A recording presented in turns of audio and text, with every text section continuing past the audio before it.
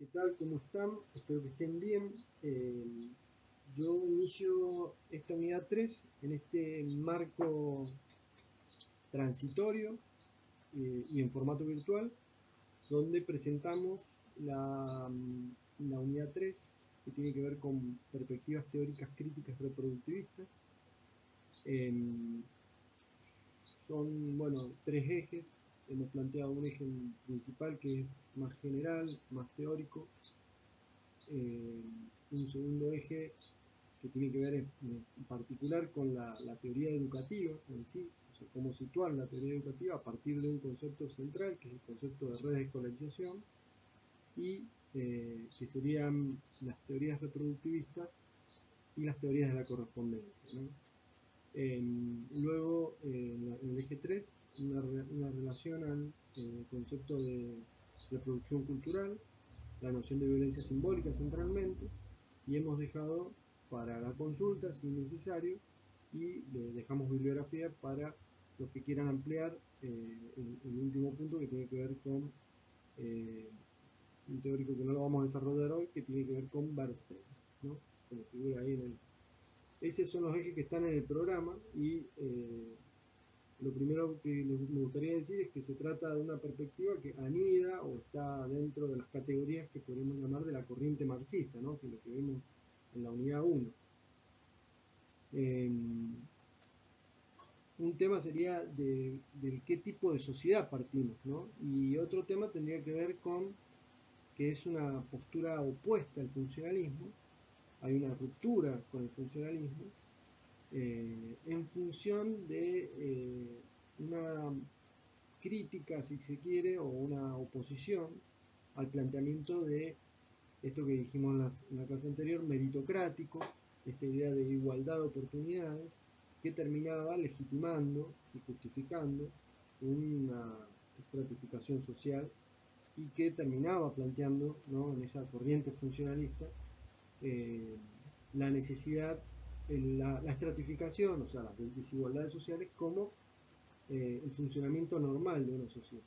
Nosotros decimos, como decía recién, de qué tipo de sociedad partimos, y hago referencia a lo que habíamos planteado en la unidad 1 al final, ¿no?, en la primera presentación de diapositiva, que partimos de una sociedad que es contradictoria, que tiene movimiento, que tiene contradicciones a su interior, que tiene lucha de clases, y en ese marco presentamos esta corriente teórica que es crítica por un lado y que tiene como rasgo fundamental lo que se entendió dentro de la pedagogía como reproductivismo, ¿no? La pedagogía y en las políticas educativas también son muy citados estos trabajos, justamente porque hay que entenderlo en su contexto de desarrollo y de surgimiento.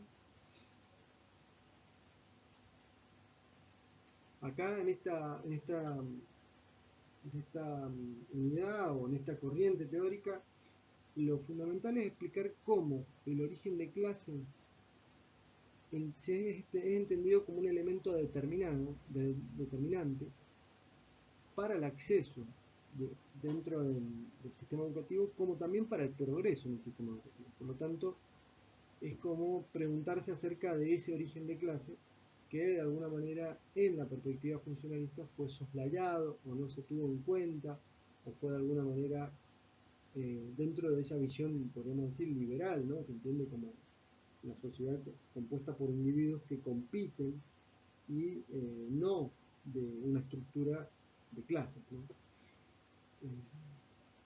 Bueno, en esta diapositiva nos referimos fundamentalmente a que durante los años 60 y durante los años 70 hay un proceso crítico dentro del capitalismo que tiene que ver, por un lado, el gran auge de movimientos sociales, de luchas revolucionarias a lo largo de todo el planeta, y a la vez eso coincide también con un proceso de agotamiento de ese ciclo de crecimiento que había caracterizado el fin de la Segunda Guerra Mundial y que había sido un crecimiento también expansivo para el sistema educativo. Entonces ya no le va a servir más o ya no va a poder seguir desarrollando o sea, expandiendo el sistema educativo, sino que necesita el capitalismo en términos, digamos, de estabilidad, necesita llevar adelante ciertas reformas. Y en esas reformas hay que ubicar estas teorías. Una de las cuestiones que sería cómo un sistema educativo ampliamente masificado no le servía tanto al capitalismo, sino que debía limitar de alguna manera el acceso a la educación superior.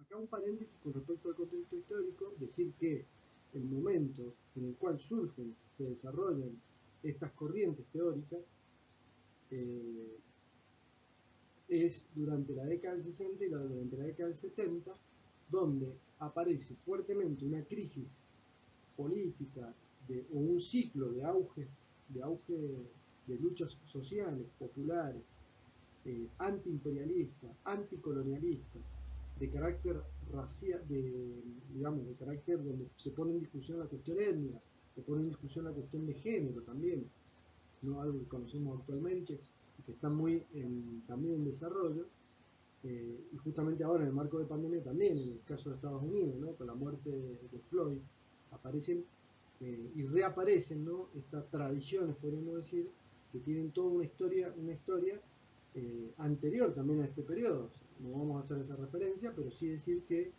todas las desigualdades sociales, todas las opresiones, pasan a ser cuestionadas, y en ese contexto de movimientos de izquierda, movimientos estudiantiles, va apareciendo una crisis, una teoría dentro de la educación que busca desmitificar, que es crítica, que es una teoría impugnadora y que no es oficial, pero adquirió un estatus de gran difusión, ¿no? En ese contexto eh, de movimientos sociales.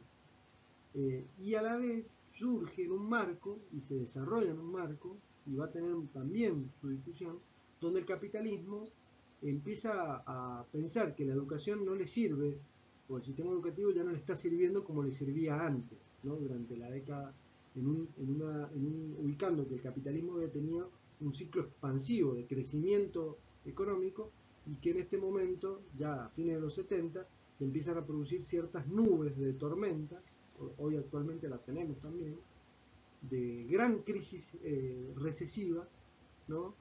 Un gran proceso de recesión económica que se inicia en la década del 70, eh, y donde se empiezan a desarrollar las nuevas tendencias, digamos, o políticas, de restringir el acceso, ¿no? a, a la educación, ¿no? La educación empieza a ser vista ya como algo que que no puede seguir con un ciclo expansivo. Entonces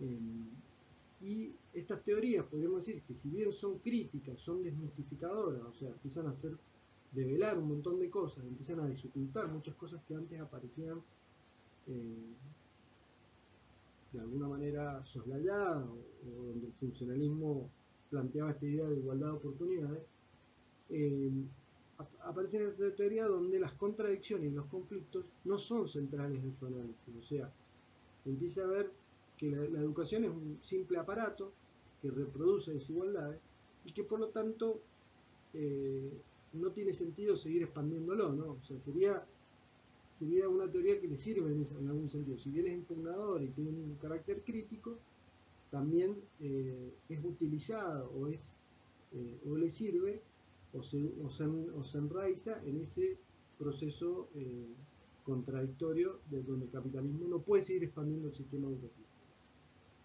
Bueno, cuando hablamos de dos conceptos que son fundamentales para entender la teoría de la reproducción, es referirnos a que existe en toda sociedad una estructura y una superestructura. Y en la sociedad capitalista la particularidad es que hay una determinada estructura que es particular y una determinada superestructura.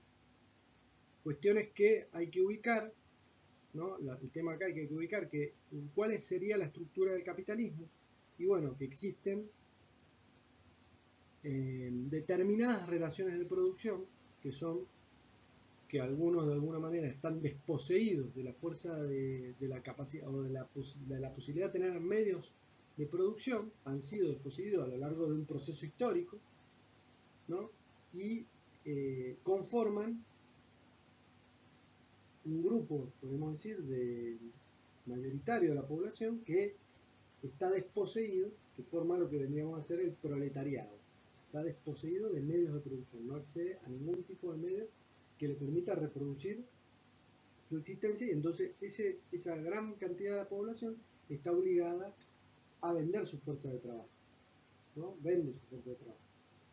Y el que lo compra, de alguna manera, es el que obtiene a través del mercado, ¿no? Cuando se produce, se elabora un producto a través del mercado, y a lo largo del tiempo, en determinados ciclos históricos, va acumulando capital. Se acumula el capital, de tal manera en que en la actualidad, por ejemplo, el 80% de los recursos, o sea, del dinero que existe, del capital, de la riqueza, está en manos de un 20% de la población. Y el 80% de la población no adquiere menos del 10% de esa masa, si se quieren, de riqueza que se produce mundialmente. Eso para entender la gran desigualdad que existe en la estructura capitalista. La estructura capitalista es la estructura de clases que se conforma, que es muy compleja, ¿no? No es solamente que existen capitalistas y trabajadores, pero sería la división clásica, es esa, ¿no? Y la superestructura vendría a ser todas las instancias que se encuentran por encima de esa estructura y que sirven para reproducirlo, es decir, el orden legal, la normativa, las formas de coacción ideológica y las formas de coacción física, los que tienen un Estado para llevar adelante esa dominación, ¿no? Esa dominación que le permite la estabilidad de esa estructura, es decir, sostener ese orden social, ¿no? Entonces, ¿qué va a buscar el capitalista? Va a buscar que el trabajo le sea más barato cada vez. Entonces va a buscar que el costo laboral sea cada vez menos. ¿Y cómo se ve eso? Y bueno, se ve porque es una sociedad contradictoria, donde donde digamos, la lucha se da entre justamente esos dos grandes contendientes, por ejemplo. Y en esa dos relaciones de estructura y superestructura, la educación cumple un lugar fundamental.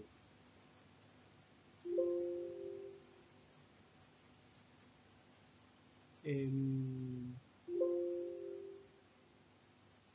Hay dos obras que son fundamentales de dos o cuatro autores que escriben juntos, justamente. A ver, o sea, la casualidad que hay uno que sería la escuela francesa y otro la escuela norteamericana. La primera es la que surge en la década del 70, ¿no? Que se llama La Escuela Capitalista en Francia, de Charles Boudelot y Roger Stablet, ¿no? Que recoge los resultados de investigaciones sobre el sistema educativo francés entre el año 65 y el 75, eh, y que, bueno, marca de alguna manera sería la obra más famosa o la que más se conoce dentro de esta corriente. La otra que es la escuela norteamericana, que es la de Samuel Bowles y Herbert Gimtis, que se llama la institución educativa en la América capitalista, ¿no? Y básicamente tienen como principales tesis es lo que decíamos recién, como la escuela, cuál es el papel que cumple en la sociedad capitalista. Bueno, acá la teoría de las redes escolares de Boudelot y Stablet marca de alguna manera esto que estamos viendo en ese gráfico, ¿no? Cómo va seleccionando, cómo todos ingresan a un sistema y cómo el sistema educativo va conformando la estructura ocupacional, la estructura de la fuerza de trabajo, ¿no? Su tesis fundamental es que el sistema educativo actúa como un elemento de diferenciación de la fuerza de trabajo, ponen un foco central en términos de educación y empleo, eh, y lo fundamental es que van a plantear dos conceptos, ¿no? El concepto de redes y el concepto de correspondencia. Bueno, acá entonces la teoría de la reproducción de Boudelot y Stablet establecen que en el funcionamiento de la escuela, la enseñanza primaria efectúa la división en dos redes, la red primaria profesional y la red secundaria superior, que tienen que ver, en última instancia, con la división social del trabajo, ¿no? Con la división social del trabajo se refiere a que no todos hacen lo mismo en una sociedad, sino básicamente con la distribución material, ¿no? La repartición de los individuos en dos polos, ¿no? Los que hacen el trabajo manual y los que hacen el trabajo intelectual, podríamos decir. En ese tipo de organización social, la educación pasa a ser una vista a través de una metáfora ferroviaria, ¿no? La escuela vendría a ser como la que distribuye el tráfico y los individuos se van a separar para un lado o para el otro, ¿no? Ese es el concepto de redes de escolarización que tienen que ver con redes de escolarización de clase, ¿no? Para reproducir esa estructura ocupacional que habíamos nombrado anteriormente. Bueno, a ese proceso de repartición nos referimos, ¿no? A que no todos tienen el mismo destino y que dentro de esa selección tiene que ver, va a tener que ver mucho el origen social, ¿no? Y que esa repartición social es necesaria para reproducir también la estructura de la sociedad. Bueno, entre los mecanismos de inculcación ideológica no se refiere solamente a lo conceptual, a los contenidos claros, a la transformación, o sea, al pensamiento en sí, a las ideas en sí solamente, sino también a las prácticas y a los rituales y a los ejercicios escolares que se reproducen en lo que ellos llaman las prácticas materiales. Es decir, hay rituales materiales, como por ejemplo el trabajo es visto como deber, el trabajo escolar es visto como un deber, lo esencial es tener una buena calificación, ¿no? La aceptación del docente, ¿no? Y en ese ritual escolar, el equivalente de el salario vendría a ser ese cuaderno de notas y que la buena calificación termina siendo como un salario, ¿no? Entonces, lo que se está buscando a través del sistema educativo o lo que se corrobora es ese sistema de premios y de castigos también, ¿no?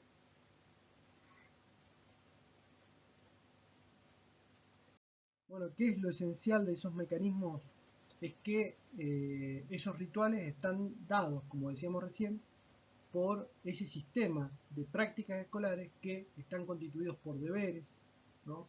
Por disciplinas, por tareas, por castigos, por recompensas, por cuadernos de nota, y todo ese mecanismo externo que aparece neutro y general, de alguna manera es lo que ellos descubren es que evidentemente contribuyen a hacer pueblo la ideología que ellos sostienen, que es la ideología que necesitan para hacer convencer que los sujetos que pasan por la escuela son libres, si bien están obligados a estar ahí, justamente son libres de decidir por sí mismos si quieren tener éxito o no.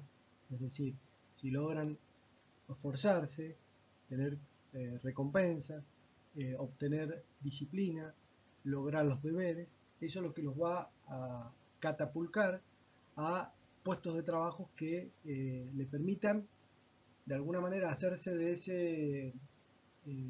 esas herramientas que los van a ubicar en, en una posición diferencial en la estructura ocupacional, ¿no?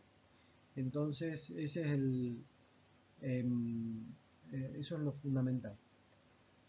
Entonces, dentro de este esquema de entender la escuela, lo fundamental es que la escuela logra la transmisión de una ideología a través de lo que vimos recién y también logra la división material en la sociedad. Es decir, no es solamente una función ideológica, sino también es a un aprendizaje técnico. Por lo tanto, contribuye a lo que llamamos las fuerzas productivas, en el sentido de la enseñanza de la física, de la tecnología, del aprendizaje técnico, que tiene que ver con el dominio de la naturaleza y la perfección de los mecanismos tecnológicos en cada sociedad en particular.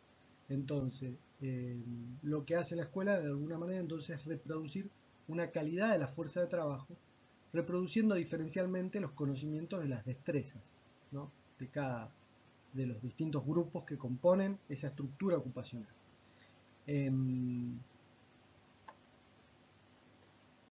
lo que dice es que el formato de la escuela, al estar escindido de la práctica, o sea, las prácticas escolares van por un lado y las prácticas productivas van por el otro, digamos, no se articula teoría y práctica, al no estar articulados, esa división es lo que perpetúa las desigualdades que ya existían previamente. Por lo tanto, el chico que viene de una familia eh, desfavorecida, lo que va a decir es que favorece a los favorecidos y desfavorece a los desfavorecidos, ¿no? Esa es la mecánica, podríamos decir, que ellos descubren y que consideran que está en la base de la reproducción de la división del trabajo manual y del trabajo intelectual. Es decir, las categorías laborales menos calificadas tienen más probabilidad de ocupar lugares menos calificados en términos generacionales. Es lo que ellos dicen, es lo que ellos estudian a partir de los estudios empíricos. Ellos descubren que hay que los hijos de los obreros tienen mucha más probabilidad de ser obreros que los hijos de los burgueses, para decirlo así. Por lo tanto, los tipos de trabajo a los que puedan aspirar están muy vinculados al medio familiar, ¿no? A la estructura familiar. Entonces se va configurando lo que ellos llaman una explicación regresiva, o sea, hay que volver para atrás, hay que ir para atrás para entender cómo el chico llega a determinados, entonces no ver el fracaso y el éxito a partir de un cromosoma, como lo van a analizar todo fundamentalmente de la idea de igualdad de oportunidades, sino hay que ir a las bases materiales. Dice, el hijo de un obrero tiene 70 posibilidades contra 100 de salir obrero, dice. Los niños están en desigualdad de condiciones ante la escuela porque antes de entrar fueron sometidos a factores, a la acción de factores diferentes. Es decir, para cada individuo aislado, dado, eh, es importante cómo pasó su infancia preescolar y pensar que esa experiencia preescolar como la causa determinante de su escolaridad individual ulterior y así sucesivamente, o sea, explicar uno atrás del otro. Entonces no es lo mismo salir de una escuela primaria de tales características que de otra. Entonces ahí va a venir otro elemento que tiene que ver con la fragmentación a la vez dentro del sistema educativo, donde ya no solamente eh, cada nivel no tiene homogeneidad, sino que cada nivel va a ir contando con distintos circuitos a su interior. Entonces, y acá lo que yo quiero destacar es la importancia fundamental que tiene la familia, que es la célula social básica y el lugar material de la primera educación, y que es lo que de alguna manera permite entender de otra manera el éxito y el fracaso y también replantearse lo que habíamos visto en la clase anterior con el concepto central de igualdad de oportunidades, ¿no? O sea, acá volvemos sobre lo mismo, o sea, cuestionamos, nos ponemos en discusión esa igualdad de oportunidades porque evidentemente no todos están sometidos a la acción de los mismos factores, ¿no? Sino que hay factores diferentes que contribuyen a distintas trayectorias. Entonces, en última instancia, lo que determinan son las relaciones sociales de producción, que son externas a la escuela, ¿no? Las relaciones sociales de producción determinan dos redes eh, de escolarización, donde hay familias desprovistas y familias provistas. Y es porque la base de eso es porque tienen que haber también obreros y capitalistas, y es porque también tienen que haber dentro de los obreros también sus propias gradalidades, o sea, sus propias eh, rangos y desigualdades. Eh, la observación es que entonces lo que no hay que olvidar es que hay determinantes de última instancia que son esas relaciones sociales de producción, ¿no? Que los determinantes están afuera, que tienen que ver con la división de la sociedad en clases, y que la función de la educación en la reproducción de las relaciones sociales de producción tiene una eficacia fundamental, ¿no? Esa es la conclusión. Entonces, las relaciones sociales de producción que están en la base tienen que ver con, por un lado, la separación del trabajo y el capital, que ya están previamente, pero que se tienen que seguir reproduciendo en cada sociedad. Por lo tanto, hay que producir fundamentalmente a ese trabajador y hay que formatearlo de acuerdo también a los nuevos tiempos y a las nuevas necesidades que se van eh, planteando en cada momento de su desarrollo. Por ejemplo, en la actualidad, si uno lo ve concretamente, tiene que ver con la primacía que se le está dando al trabajo virtual, porque tiene que ver con una economía terciarizada, con una economía de mayor peso de los servicios, donde la utilización de las tecnologías son claves, y entonces el formato al cual nos estamos sometiendo, el sistema educativo y por el cual estamos atravesando en este contexto de pandemia, tiene que ver también con esas necesidades de la organización del trabajo en general. Y por otro lado tiene que ver con esa relación de producción, tiene que ver también con la explotación del capital. Es decir, para que el capitalismo se pueda reproducir, tiene que llevar adelante esa explotación de esa fuerza de trabajo que tiene que estar disponible y que el sistema educativo cumple con ese papel. Con respecto a la teoría de la correspondencia que hicimos mención al principio, que es la escuela norteamericana también durante la década del 70, plantean básicamente esta correspondencia entre empresa y escuela, hablan de currículum oculto, ¿no? Para entender y evaluar cómo las necesidades del capital son las claves para entender la dinámica del sistema de enseñanza, ¿no? Y para entender y le asignan a la escuela, ¿no?, un lugar protagónico en términos de control social de la fuerza de trabajo. O sea, la escuela sirve justamente porque se necesita tener un control social de la fuerza de trabajo, ¿no? Y porque hay una correspondencia entre las relaciones de producción con lo que sucede en la escuela. O sea, lo que está pasando en el mundo del trabajo tiene su correlato en la escuela y viceversa. O sea, hay una interpenetración entre las dos esferas, ¿no? Y no estaría una aislada de la otra, sino que hay una interlocución, podríamos decir. Y tiene que ver cómo los contenidos, según, digamos, también la estructura ocupacional. Los de abajo van a aprender a obedecer y a actuar según normas, y los de arriba, o las clases privilegiadas, van a adquirir a través del sistema educativo aquellos conocimientos, o aquel espacio, o aquel prestigio, podríamos decir, para el desempeño de tareas de dirección y control, que sería lo principal dentro de las relaciones sociales de producción. O sea, no hay relaciones sociales de producción, sino determinamos quién dirige y quién controla el proceso productivo. En ese sentido, decir que un modo de producción tiene que ver con eso, con quién decide cómo se produce, qué se produce y cómo se distribuye lo que se produce. Bueno, en la sociedad capitalista sabemos quién decide que se produce. Se produce porque se tiene que producir para un mercado. ¿Cómo se distribuye? Bueno, se distribuye de la manera que conocemos. La parte del león se la deja al capitalista y al obrero le corresponde cada vez menos, y el salario cada vez es una dinámica que busca de alguna manera una dinámica de presión para las necesidades del capital de acumulación. O sea, necesita que valga cada vez menos, que cada vez esté más flexible. Por lo tanto, si nosotros decimos, para explicarlo, salirnos un poco de este esquema, sería el capitalismo necesita, para poder acumular, necesita tener costos laborales más bajos, y para eso, bueno, ¿qué presiona? Y que va a presionar para que hayan un trabajo en la educación más flexible, por ejemplo, que se nos enseña a ser flexible.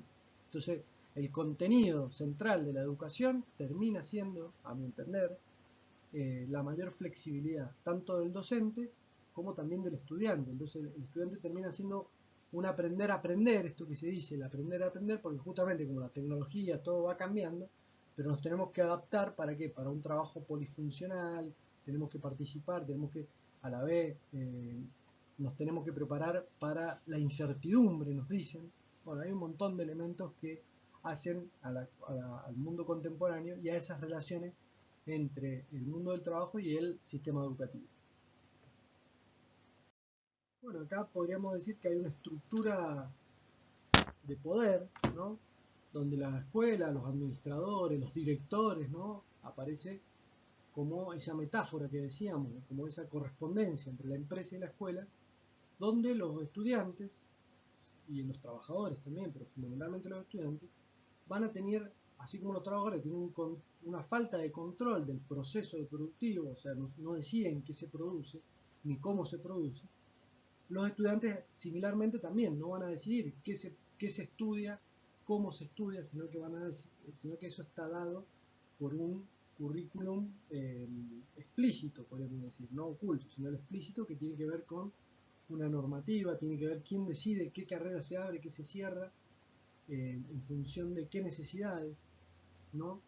Eh, y acá tiene que ver cómo a la vez el estudiante también se enajena en su contenido y en sus planes de estudio, o sea, se enajena, se pierde en sí, así lo mismo que el trabajador se enajena en ese proceso productivo, o sea, pierde control de sí mismo, ¿no? Entonces vendría a ser el sistema de recompensas externas domina sobre el sujeto que pueda de alguna manera determinar qué estudiar, para quién estudiar, ¿no? O sea, el sujeto es anulado, el sujeto, podríamos decir, activo, o tiende a ser anulado, y se lo ubica básicamente en una función de receptor, ¿no? De receptor de ciertos planes, de ciertos conocimientos que harían a lo que llama Paulo Freire una educación bancaria, ¿no? Eh,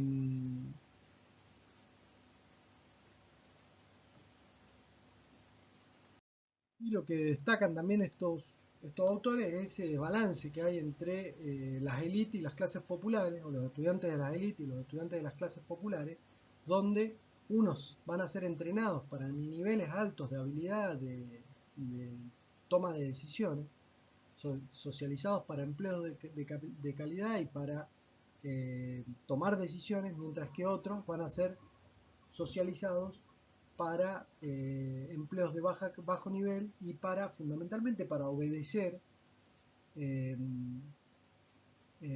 donde se exige de alguna manera una mínima habilidad y una mínima competencia cognitiva, ¿no? Ese sería un poco lo que va a explicar en términos muy generales, muy esquemáticos, lo que diferencia de alguna manera la educación de las clases altas de la educación de las clases populares, ¿no? Bueno, ¿cuáles son las limitaciones o críticas que se le han hecho a esta corriente teórica, a este enfoque teórico, que a mi entender tiene elementos que nos permiten entender cómo funciona el sistema educativo, al margen de casarse con una teoría o con la otra, sino de extraer cuáles son los núcleos que nos permiten de alguna manera analizar el sistema educativo y decir, bueno, ¿para qué? ¿Para quién? Eh, una de ellas que se ha marcado es el pesimismo político, es decir, no encontrar cuáles son los actores o cómo los actores pueden participar en la transformación de ese sistema, ¿no? O sea, se lo ubica en esta idea de correspondencia como si fuera una mera mecanismo de poder que no tiene forma de contrastar, de forma de contrarrestar, de cambiar, ¿no? Y pesimismo con respecto a eso, opuesto al optimismo que estaría puesto en la acción, en las prácticas de los sujetos que transformen esa sociedad, y un punto de vista pasivo hacia los mismos seres humanos, ¿no? Hacia los mismos sujetos de las clases populares en particular, no tanto de las clases altas, sino de las clases populares, ya que también va a configurar una incapacidad para destacar las contradicciones y las tensiones, tanto en el ámbito laboral como también en el escolar. Desde ya, no todo es reproducir, sino que, como vemos actualmente, si uno se pone a revisar los diarios, semana a semana, ¿no? Nos encontramos que son cientos de miles de episodios de resistencia que atraviesan no solamente en un territorio, sino a nivel global, ¿no? O sea, siempre hay tensiones, contradicciones, luchas populares, luchas sociales. No todo es lo que sería no todo es reproducir un orden de dominación, sino que también hay luchas contra ese orden de dominación. Y esas luchas son fundamentales para transformar también el sistema educativo, y es una de las cuestiones que han hecho o se ha planteado dentro de lo que se llama la teoría de la resistencia, que un poco nos vamos a referir en la próxima unidad, pero en este caso queremos destacar de alguna manera estas limitaciones que tiene este enfoque conceptual, teórico de la sociología, que ha sido muy importante y que ha tenido peso y que se sigue de alguna manera utilizando también para analizar determinadas problemáticas. Bueno, acá en último lugar, bueno, nos vamos a referir a la teoría de la reproducción cultural, que uno de los representantes es Pierre Bourdieu, capaz que lo han leído o lo han sentido nombrar, uno de los autores más citados dentro de lo que es la sociología. No nos vamos a referir a la obra en general de Bourdieu porque es muy compleja y tiene un montón de elementos, y a la vez sobre lo educativo produjo mucho durante la década del 70 y fue ubicado dentro y ha sido ubicado dentro de la teoría de la reproducción, aunque también se habla de su teoría como una teoría del constructivismo o de un constructivismo estructuralista. De todas maneras no me quiero detener en eso, sino fundamentalmente presentar a esta teoría o a este enfoque de la teoría digamos, de la sociología de la educación, porque el enfoque está en torno a un concepto central que es el concepto de violencia simbólica, ¿no? Ellos hablan de que hay una jerarquización de una sociedad que se perpetúa a través de ese proceso que ellos llaman violencia simbólica. Tienen una teoría general de la violencia y es cómo el sistema educativo se articula a ese ejercicio, podríamos decir, donde las instituciones educativas fomentan, ¿no?, ciertos valores que no se alteran, ¿no?, y que tienen que ver con el andamiaje que contribuye, ¿no?, el andamiaje como, digamos, como un sistema, como un conjunto de acciones, de instituciones, de actos, eh, donde, donde se contribuye, digamos, a seguir beneficiando a los grupos sociales más favorecidos y a perjudicar a los menos favorecidos. Eso es lo fundamental que hay que destacar en términos de violencia simbólica.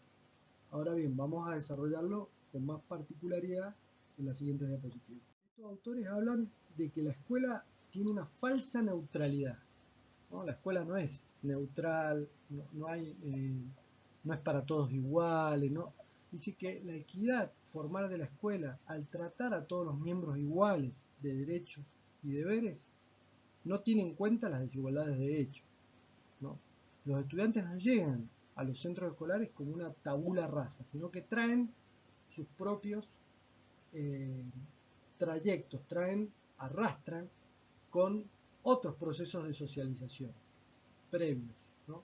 Son personas que ya recibieron en su familia y en su entorno una educación no formal, un cierto capital cultural, le va a llamar, ¿no? Esto es una de las cuestiones que se complementan o que se articulan a lo que habíamos nombrado anteriormente, ¿no?, con la teoría de la reproducción económica, que destaca también esta dinámica de que los desfavorecidos son los más desfavorecidos y los favorecidos son los más favorecidos, ¿no? Ese mecanismo que rompe de alguna manera o pone en cuestión toda esa idea de igualdad de oportunidades y de meritocracia, ¿no? O sea, acá es como se invierte la idea de meritocracia que el funcionalismo venía presentando.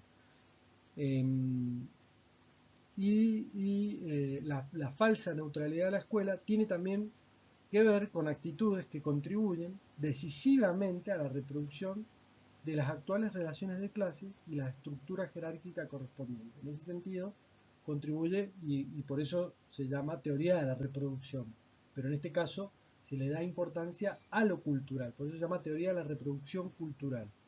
Bueno, el éxito escolar del alumnado depende de la familiaridad con la cultura, con una cultura, con la familiaridad que depende de los certificados o títulos escolares paternos o maternos. O sea, eso es lo que van a descubrir estos autores, esto es lo que van a destacar, que el éxito escolar no es propio de los dones o de la propia constitución genética, sino que hay una estructura familiar y hay un determinado capital cultural que contribuye a ese éxito o también a ese fracaso, ¿no?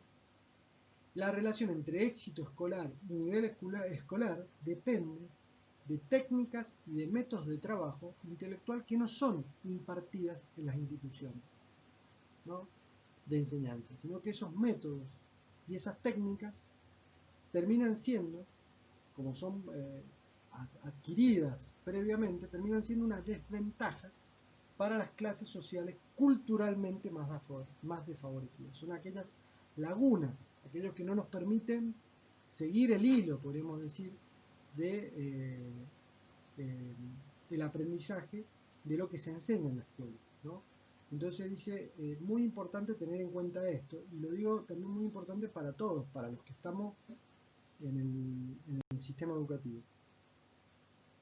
Cuando hablamos de ideología del DOM nos referimos a cómo existe un sistema de valores de parte, digamos, de los distintos actores y en particular del colectivo docente. Dice que valoran, ¿no?, o aprecian lo que está heredado, no lo que se aprende durante la clase o a través de la clase, sino se aprende a apreciar a través de esa ideología lo que ya está aprendido previamente, ¿no? Se aprecia lo que no puede ser adquirido más que en la dinámica extraescolar, ¿no? O sea, lo que se aprende en la dinámica extraescolar es lo que traen de alguna manera ciertos chicos de determinados grupos sociales que hacen que el docente de alguna manera valore. ¿Qué valora? La escasa rigidez, el estilo, la expresión hábil, la elocuencia, ¿no? Todos esos son elementos o rasgos de algo que está aprendido por afuera de la escuela y no adentro de la escuela. Esa ideología del DOM tiene que ver con una estrategia conservadora, o constituye una estrategia conservadora, ya que difunde y convence a los propios fracasados del sistema con una ideología del DOM, ¿no? Los propios fracasados del sistema, que es una de las características de las violencias simbólicas, ¿no?, que los propios dominados se piensen a sí mismos con las estrategias o con las categorías de los dominadores, ¿no? La ideología del DOM considera las aptitudes y las disposiciones como algo innato, como algo dado, ¿no? Los frutos y los éxitos como frutos de una dotación genética, como frutos del esfuerzo personal, ¿no? Una estrategia, dice Bourdieu, que contribuye a perpetuar una estructura, de relaciones de clases y legitimarla disimulando responsabilidades de carácter colectivo o sistémico, ¿no?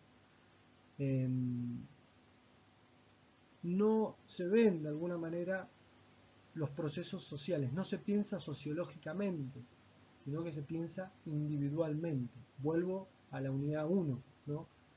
Vuelvo a esa idea de que la sociedad es producto de cada uno, de lo que hace cada uno, y no de estrategias, no de condiciones más generales.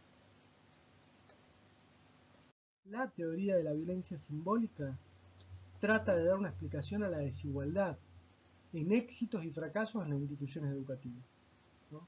Pretende indagar a través de qué procesos objetivos los niños y las niñas de las clases y grupos sociales más desfavorecidos son sancionadas negativamente, son excluidos del sistema de enseñanza. Eso es lo que busca entender esta teoría.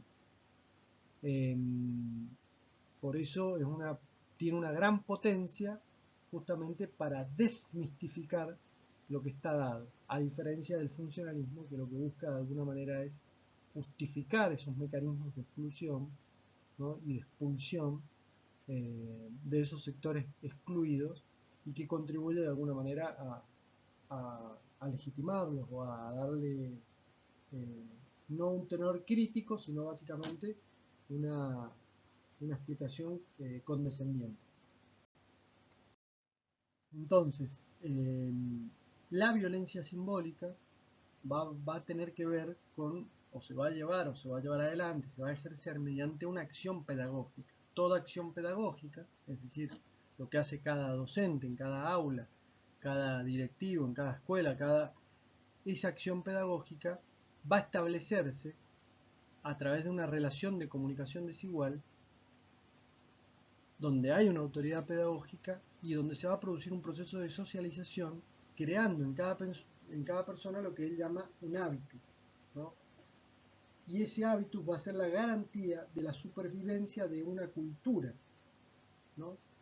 Y entonces sería de una cultura dominante, de cómo se legitima una cultura dominante, el mecanismo que estamos explicando, y de cómo los dominados, ¿no?, interiorizan, reconocen y aprenden a otorgarle valor a esa cultura dominante y no a otras formas de cultura distintas. O sea, los propios sectores sociales, cuya cultura es marginada o despreciada, se terminan, al aceptar o al adquirir ese nuevo hábitus, terminan siendo aliados de sus propios enemigos, ¿no?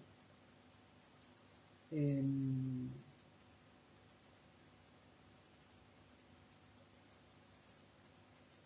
este caso es una teoría donde no permitiría haber fisuras, donde no hay salida, donde no hay escapatoria, y donde las capacidades de actuar y decidir el curso de la historia es totalmente relegado a un segundo lugar. Yo creo que una de las cuestiones a tener en cuenta también en todas estas teorías es que no dejan lugar justamente a que haya una mirada más optimista en el sentido de desde los sectores populares, desde los sectores oprimidos, de poder darle o de poder tener una salida frente a esto, una salida liberadora, podríamos decir. Entonces pareciera como que todo es opresión, todo es violencia simbólica y no habría una contra reproducción, podríamos decir, una contra ofensiva por parte de esos sectores que están siendo de alguna manera sometidos a, y aculturados, podríamos decir, a esa cultura dominante. eh, Aparecería como una de las cuestiones a tener en cuenta y a destacar como crítica, si se quiere, ¿no? Pero lo que están describiendo, evidentemente, es todo un mecanismo de dominación, ¿no? Y que esa dominación se ejerce a través de la violencia simbólica, a través de la acción pedagógica, en una relación de desigualdad, con una autoridad pedagógica, donde hay procesos de socialización y donde, para que superviva, ¿no?, para que se prolongue en el tiempo esa cultura, es necesario constituir determinados hábitos y para eso es necesario marginar o despreciar la cultura que traen los propios sectores sociales, ¿no? Ese es el mecanismo de violencia simbólica, ¿no? Y que termina diciendo que los fracasados del sistema terminan adquiriendo esa ideología del don, podríamos decir, la ideología donde todo se termina traduciendo en las condiciones personales de cada uno.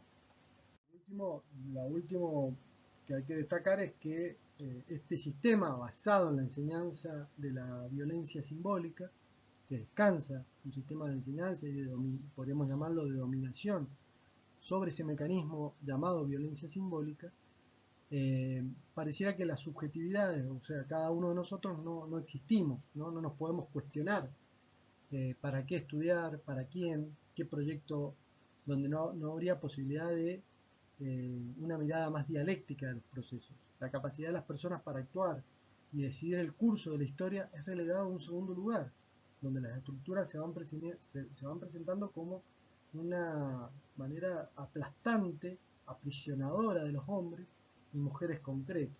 Y creo yo que en esas mujeres y en esos hombres concretos anidan de alguna manera las posibilidades